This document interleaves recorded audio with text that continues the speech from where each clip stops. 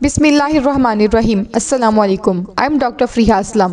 Today I am talking on Medical Infotech platform. My topic is placenta previa. Previa means first.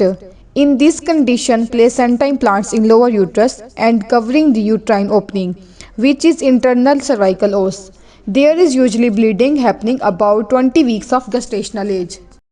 Usually placenta implants in upper uterus. There is many risk factors which is following: having multiple placentas, placenta larger than normal surface area.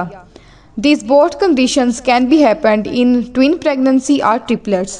The other risk factor is maternal age more than 35, uterine fibroids and maternal smoking. There is the classification of placenta previa according to the os.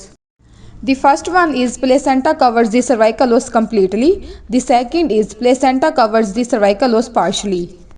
The third is placenta covers the cervical os marginally, in which condition placenta lies about 2 cm away from the cervical os. As the pregnancy progresses, the lower uterine segment grows. In this progress, bleed the placental vessels.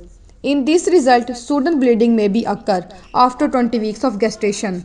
This bleeding can be painful or not. Bleeding will be vary, which is intermittent or continuous. It sometimes increases during labor. In maternal complications related to blood loss, and in fetal complication will be hypoxia and preterm delivery. It is also associated with placenta creta, in which condition placenta inverts myometrium and then can be removed from cesarean section.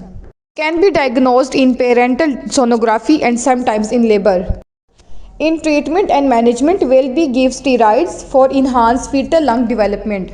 In minor bleeding should advise bed rest, but in major bleeding should be give blood products and intravenous fluids, but in severe cases should be perform cesarean section immediately. I hope video will be informative. Thanks for watching.